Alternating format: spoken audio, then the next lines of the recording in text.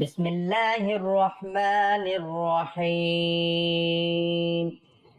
جو قرآن پاک کی یہ سورت پڑھتا ہے 20 حج کا ثواب ملتا ہے۔ بے شک نماز فجر کے بعد لازمی پڑھا کرو۔ ناظرین، اللہ رب العزت کی ذات بڑی رحم و کریم ہے۔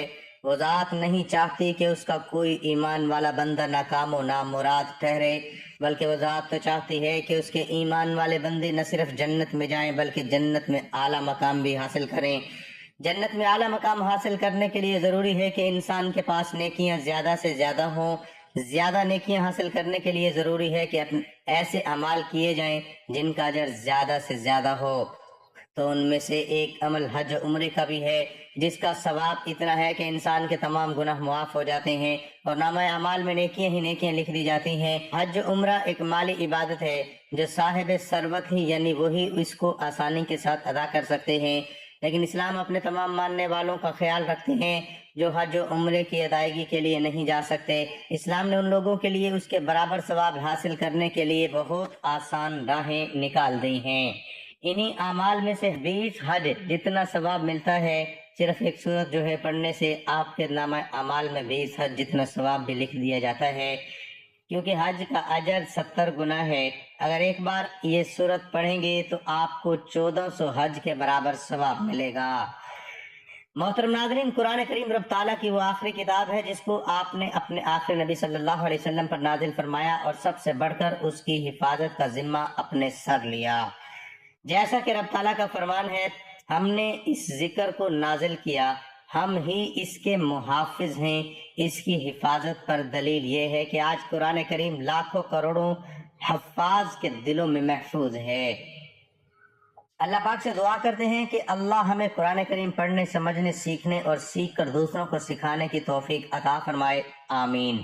میرے پیارے بھائیوں اور بہنوں، قرآن کی برکت سے آخرت بھی بہتر ہوگی اور دنیا بھی۔ قرآن شفاعت کرنے والا ہے۔ قرآن پڑھنا جنت میں لے جانے والا عمل ہے۔ حج مسلمانوں کے لیے اہم ترین مذہبی فرائض میں شمار ہوتا ہے۔ یہ مقدس شہر مکہ کی زیارت ہے، موجودہ سعودی عرب میں واقع ہے۔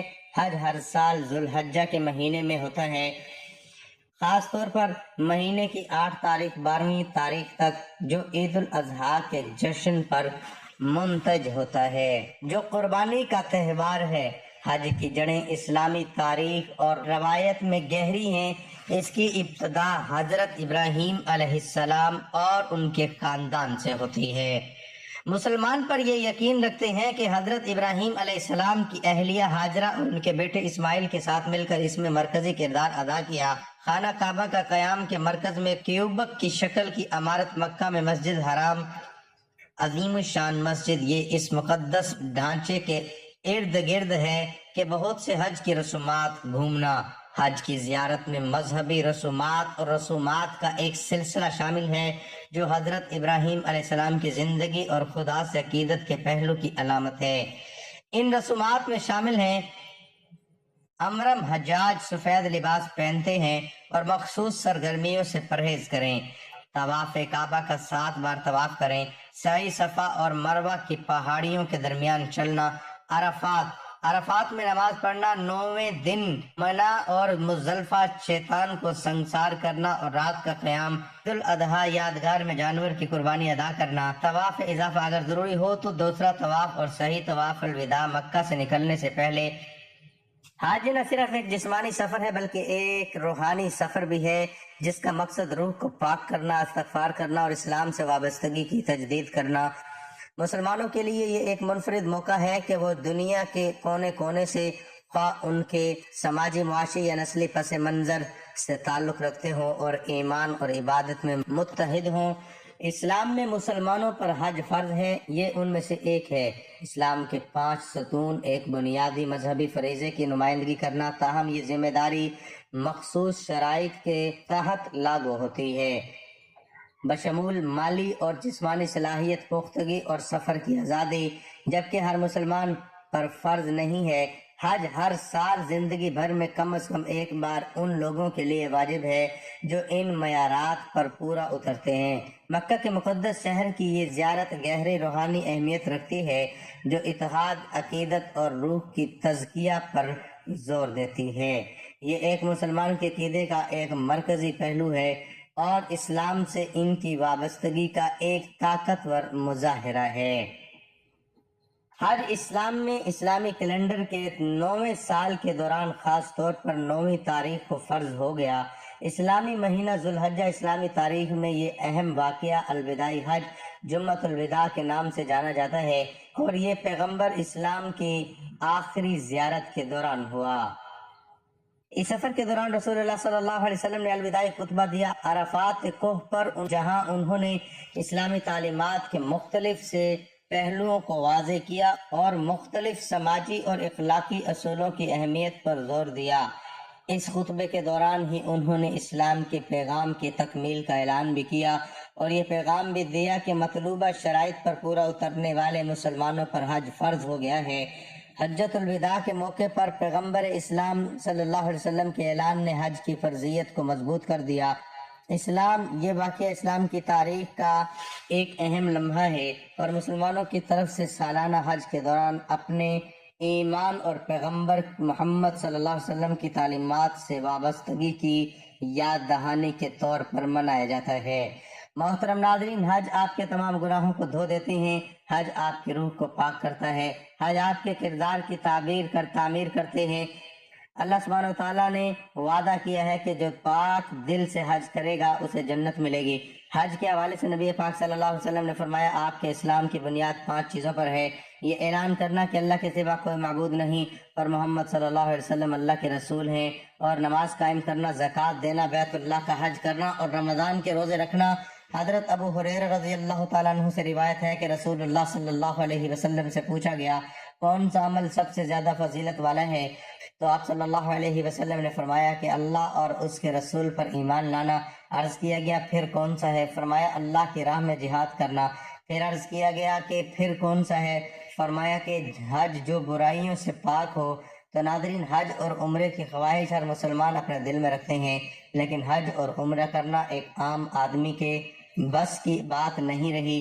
تو اگر آپ حج کرنے کی استطاعت نہیں رکھتے، آپ یہ کلمات کی صورت لازمی پڑھیں۔ اس صورت کے حوالے سے حضرت علی رضی اللہ تعالیٰ عنہ نے فرمایا جو بندہ یہ صورت پڑھتا ہے اسے پورے ایک حج کے برابر ثواب ملتا ہے۔ محترم ناظرین، الشہر حج یعنی حج کے ایام شروع ہو چکے ہیں۔ دنیا کے کونے کونے سے ہزاروں عازمین حج کا ترانہ یعنی لبیک پڑھتے ہوئے مکہ مکرمہ پہنچ رہے ہیں۔ کچھ راستے میں ہیں اور کچھ جانے کے لیے تیار ہیں۔ جلد ہی لاکھوں حجاج و اکرام اسلام کے 5 اہم رکن کی ادائیگی کے لیے دنیاوی ظاہری زیب و زینت کو چھوڑ کر اللہ جل شانہ کے ساتھ صالحانہ محبت میں مشاعر مقدسہ مینا، عرفات اور مزدلفہ پہنچ جائیں گے اور وہاں حضور اکرم صلی اللہ علیہ وسلم کے بتائے ہوئے طریقے پر حج کی ادائیگی کر کے اپنا تعلق حضرت ابراہیم علیہ السلام اور حضرت اسماعیل علیہ السلام کی عظیم قربانیوں کے ساتھ جوڑیں گے۔ حج کو اس لیے عاشقانہ عبادت کہتے ہیں کیونکہ حاجی کے ہر عمل سے وارفتگی اور دیوانگی ٹپکتی ہے۔ حج اس لحاظ سے بڑی نمایاں عبادت ہے کہ یہ بیک وقت روحانی، مالی اور بدنی تینوں پہلوؤں پر مشتمل ہے۔ یہ خصوصیت کسی دوسرے عبادت کو حاصل نہیں ہے۔ حج کی فرضیت کے بعد ادائیگی میں تاخیر نہیں کرنی چاہیے۔ اس اہم عبادت کی خصوصی تاکید احادیث نبوی میں وارد ہوئی ہے اور ان لوگوں کے لیے جن پر حج فرض ہو گیا ہے لیکن دنیاوی اغراض یا سستی کی وجہ سے بلا شرعی مجبوری کے حج ادا نہیں کرتے۔ سخت وعیدیں وارد ہوئی ہیں، ان میں سے چند حسب ذیل ہیں۔ حضرت عبداللہ بن عباس رضی اللہ تعالیٰ عنہ روایت کرتے ہیں کہ رسول اللہ صلی اللہ علیہ وسلم نے فرمایا فریضہ حج ادا کرنے میں جلدی کرو کیونکہ کسی کو نہیں معلوم کہ اسے کیا عذر پیش آ جائے۔ مسند احمد حضرت عبداللہ بن عباس رضی اللہ تعالیٰ عنہ روایت کرتے ہیں کہ رسول اللہ صلی اللہ علیہ وسلم نے فرمایا جو شخص حج کا ارادہ رکھتا ہے یعنی جس پر حج فرض ہو گیا اسے جلدی کرنی چاہیے۔ سنن ابو داؤد حضرت ابو امامہ رضی اللہ تعالیٰ عنہ فرماتے ہیں کہ رسول اللہ صلی اللہ علیہ وسلم نے فرمایا جس شخص کو کسی ضروری حاجت یا ظالم بادشاہ یا شدید مرض نے حج سے نہیں روکا اور اس نے حج نہیں کیا اور مر گیا تو وہ چاہے یہودی ہو کر مرے یا نصرانی ہو کر مرے، یہ شخص یہود و نصارہ کے مشابہ ہے۔ حضرت عمر فاروق رضی اللہ تعالیٰ عنہ فرماتے ہیں کہ میں نے ارادہ کیا کہ کچھ آدمیوں کو شہر بھیج کر تحقیق کراؤں کہ جن لوگوں کو حج کی طاقت ہے اور انہوں نے حج نہیں کیا، تاکہ ان پر جزیہ مقرر کر دیا جائے، ایسے لوگ مسلمان نہیں ہیں۔ اسی طرح حضرت علی رضی اللہ تعالیٰ عنہ سے روایت ہے کہ انہوں نے فرمایا کہ جس نے قدرت کے باوجود حج نہیں کیا اس کے لیے برابر ہے کہ وہ یہودی ہو کر مرے یا عیسائی ہو کر۔ حج بیت اللہ کی خاص اہمیت اور متعدد فضائل احادیث نبوی میں وارد ہوئی ہیں۔ حضرت ابو ہریرہ رضی اللہ تعالیٰ عنہ فرماتے ہیں کہ نبی اکرم صلی اللہ علیہ وسلم سے عرض کیا گیا کہ کون سا عمل سب سے افضل ہے؟ آپ صلی اللہ علیہ وسلم نے فرمایا اللہ اور اس کے رسول صلی اللہ علیہ وسلم پر ایمان لانا۔ پھر عرض کیا گیا کہ اس کے بعد کون سا؟ آپ صلی اللہ علیہ وسلم نے فرمایا کہ اللہ کی راہ میں جہاد کرنا۔ پھر عرض کیا گیا کہ اس کے بعد کون سا؟ آپ صلی اللہ علیہ وسلم نے فرمایا حج۔ حضرت ابو ہریرہ رضی اللہ تعالیٰ عنہ سے روایت ہے کہ رسول اللہ صلی اللہ علیہ وسلم نے فرمایا جس شخص نے محض اللہ کی خوشنودی کے لیے حج کیا اور اس دوران کوئی بےہودہ بات یا گناہ نہیں کیا تو وہ پاک ہو کر ایسا لوٹتا ہے جیسا ماں کے پیٹ سے پیدا ہونے کے روز پاک تھا۔ حضرت ابو ہریرہ رضی اللہ تعالیٰ عنہ سے روایت کرتے ہیں کہ رسول اللہ صلی اللہ علیہ وسلم نے فرمایا ایک عمرہ دوسرے عمرے تک ان گناہوں کا کفارہ ہے جو دونوں عمروں کے درمیان سرزد ہو، اور حج مبرور کا بدلہ تو جنت ہی ہے۔ حضرت عمر فاروق رضی اللہ تعالیٰ عنہ نبی اکرم صلی اللہ علیہ وسلم سے روایت کرتے ہیں کہ آپ صلی اللہ علیہ وسلم نے فرمایا پے در پے حج عمرے کیا کرو، بے شک یہ دونوں حج عمرہ فقر یعنی غریبی اور گناہوں کو اس طرح دور کر دیتے ہیں جس طرح بھٹی لوہے کے میل کچیل کو دور کر دیتی ہے۔ حضرت عمرو بن عاص کہتے ہیں کہ میں نبی اکرم صلی اللہ علیہ وسلم کی خدمت میں حاضر ہوا اور عرض کیا اپنا دایاں ہاتھ آگے کیجئے تاکہ میں آپ صلی اللہ علیہ وسلم سے بیعت کروں۔ نبی اکرم صلی اللہ علیہ وسلم نے اپنا دایاں ہاتھ آگے کیا تو آپ نے اپنا ہاتھ پیچھے کھینچ لیا۔ نبی اکرم صلی اللہ علیہ وسلم نے فرمایا عمرو کیا ہوا؟ میں نے عرض کیا یا رسول اللہ صلی اللہ علیہ وسلم شرط رکھنا چاہتا ہوں۔ آپ صلی اللہ علیہ وسلم نے ارشاد فرمایا تم کیا شرط رکھنا چاہتے ہو؟ میں نے عرض کیا گزشتہ گناہوں کی مغفرت کی۔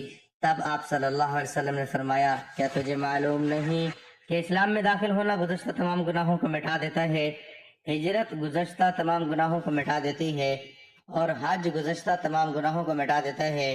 حضرت عبداللہ بن عباس فرماتے ہیں کہ میں نے رسول اللہ صلی اللہ علیہ وسلم کو فرماتے ہوئے سنا جو حاجی سوار ہو کر حج کرتا ہے اس کی سواری کے ہر قدم پر 70 نیکیاں لکھی جاتی ہیں، اور جو حج پیدل کرتا ہے اس کے ہر قدم پر 700 نیکیاں حرم کی نیکیوں میں سے لکھی جاتی ہیں۔ آپ صلی اللہ علیہ وسلم سے دریافت کیا گیا کہ حرم کی نیکیاں کتنی ہوتی ہیں تو آپ صلی اللہ علیہ وسلم نے فرمایا ایک نیکی 1,00,000 نیکیوں کے برابر ہوتی ہے۔ ام المومنین حضرت عائشہ رضی اللہ تعالیٰ عنہ فرماتی ہیں کہ میں نے عرض کیا یا رسول اللہ صلی اللہ علیہ وسلم ہمیں معلوم ہے کہ جہاد سب سے افضل عمل ہے، کیا ہم جہاد نہ کریں؟ آپ صلی اللہ علیہ وسلم نے ارشاد فرمایا نہیں، عورتوں کے لیے عمدہ ترین جہاد حج مبرور ہے۔ ام المومنین حضرت عائشہ سے روایت ہے کہ میں نے رسول اللہ صلی اللہ علیہ وسلم سے پوچھا کیا عورتوں پر بھی جہاد فرض ہے؟ آپ صلی اللہ علیہ وسلم نے فرمایا ان پر ایسا جہاد فرض ہے جس میں خود ریزی نہیں ہے اور وہ حج مبرور ہے۔ حجاج اکرام اللہ کے مہمان ہیں اور ان کی دعائیں قبول کی جاتی ہیں۔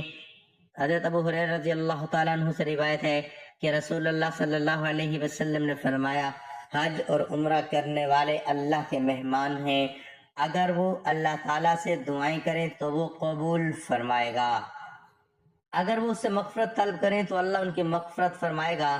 حضرت عبداللہ بن عمر رضی اللہ تعالیٰ عنہ سے روایت ہے کہ رسول اللہ صلی اللہ علیہ وسلم نے ارشاد فرمایا جب کسی حج کرنے والے سے تمہاری ملاقات ہو تو اس کے اپنے گھر میں پہنچنے سے پہلے اسے سلام کرو اور مصافحہ کرو اور اس سے اپنی مغفرت کی دعا کے لیے کہو، کیونکہ وہ اس حال میں ہے کہ اس کی گناہوں کی مغفرت ہو چکی ہے۔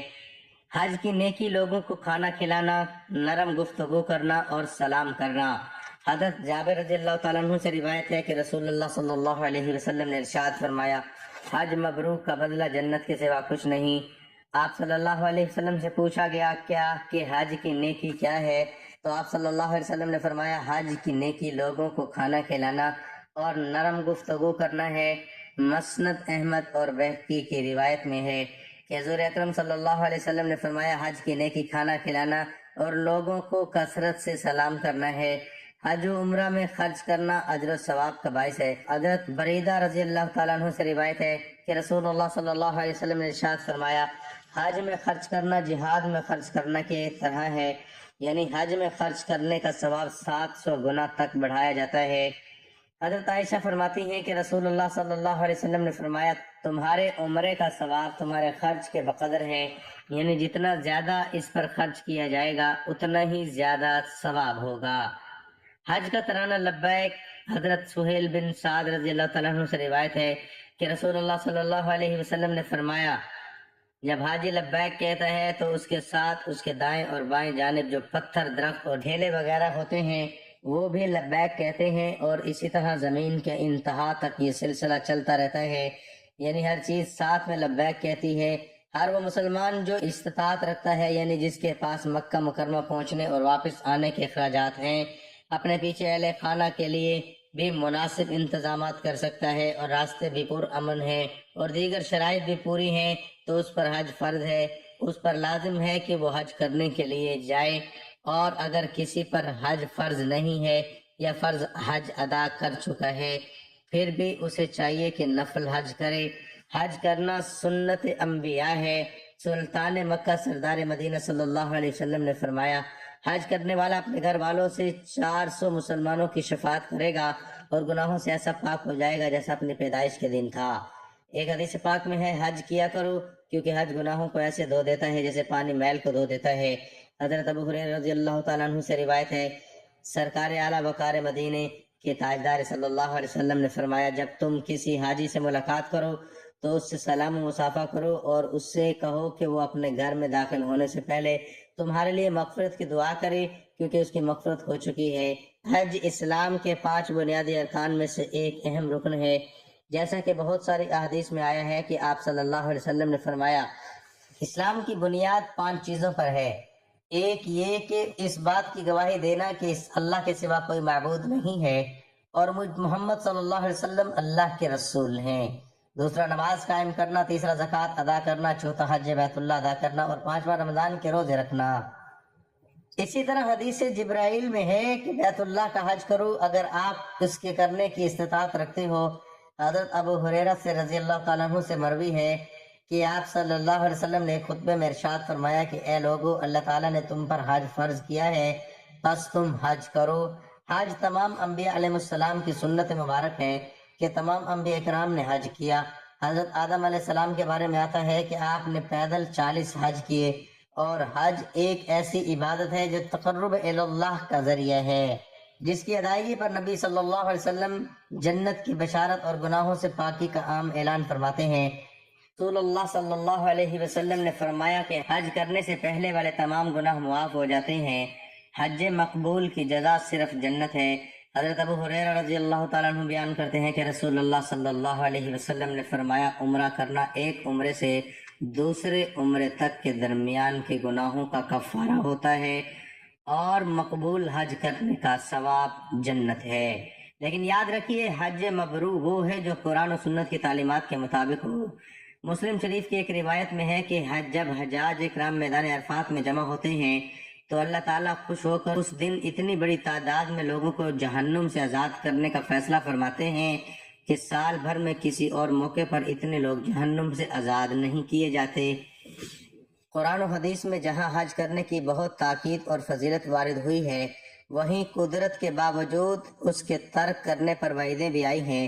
چنانچہ ایک حدیث میں ہے کہ آپ صلی اللہ علیہ وسلم نے فرمایا، جو شخص قدرت رکھتا ہو اور کوئی ظاہر رکاوٹ نہ ہو، اس کے باوجود وہ حج نہ کرے اور حج کیے بغیر مر جائے تو پھر وہ چاہے یہودی ہو کر مرے یا نصرانی ہو کر۔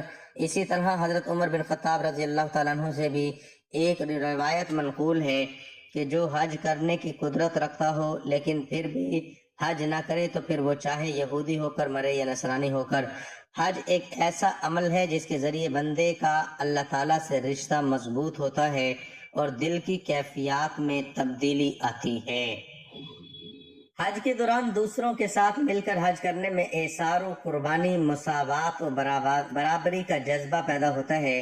تکبر و غرور کا خاتمہ اور صرف اللہ کے لیے عبودیت کی ترغیب ہوتی ہے، اور آدمی اپنی عبادت میں اخلاص اور لہید پیدا کرنا سیکھتا ہے، یعنی کعبۃ اللہ کی بنیاد ہی اسی توحید پر ہے، جیسا کہ اللہ تعالیٰ کا فرمان ہے کہ جب ہم نے ابراہیم کو اس گھر کی تعمیر کا حکم دیا تاکہ کوئی میرے ساتھ شرک نہ کرے، اور میرے گھر کا طواف کرنے والوں، قیام کرنے والوں، رکوع اور سجدہ کرنے والوں کے لیے پاک اور صاف رکھا جائے، لہذا اس گھر کی تعمیر کے بعد حضرت ابراہیم علیہ السلام نے آواز دی کہ لوگوں اس گھر کی طرف چلے آؤ۔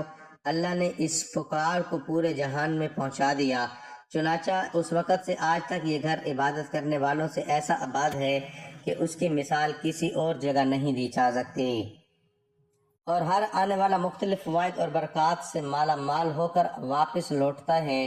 ایک اہم فائدہ یہ بھی ہے کہ مسلمان ایک دوسرے سے ملاقات کر کے ان کے دکھ سکھ کو سمجھنے کی کوشش کرتے ہیں اور ایک دوسرے کے لیے خیر خواہی اور وعظ و نصیحت کا کام کر دیتے ہیں، جس انسانیت کی فلاح کی اہمیت اور درد ان کے دل میں پیدا ہوتا ہے۔ تو ناظرین، قرآن کی یہ سورت یاسین ہے۔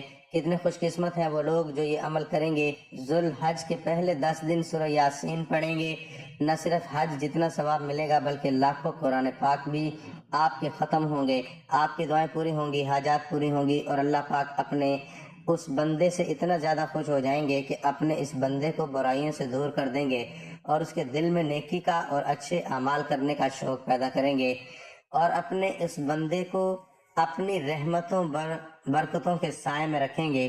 ناظرین، جو بندہ نیک اعمال کرتا ہے اللہ اس کی عمر دراز کرتے ہیں، اس کے رزق میں فراخی کرتے ہیں، اس کی زندگی سے پریشانیوں کو دور کر دیتا ہے، اور اس کا نام بھی اپنے سب سے زیادہ پیارے بندوں میں لکھ دیتے ہیں۔ تو آپ اس پیارے بابرکت مہینے میں قرآن کی یہ سورت لازمی پڑھیں۔ ذوالحج کے پہلے 10 دن سورت یاسین کی روزانہ صرف ایک بار تلاوت لازمی کریں، انشاءاللہ آپ کی دعائیں قبول ہوں گی، حاجات پوری ہوں گی، جو مانگیں گے آپ کو ملے گا۔ اللہ تعالیٰ تمام لوگوں کو اپنے گھر کے زیارت نصیب فرمائے، روزہ اقدس کی حاضری نصیب فرمائے، اور اس سال حج پر جانے والے تمام لوگوں کے حج قبول فرمائے، آمین۔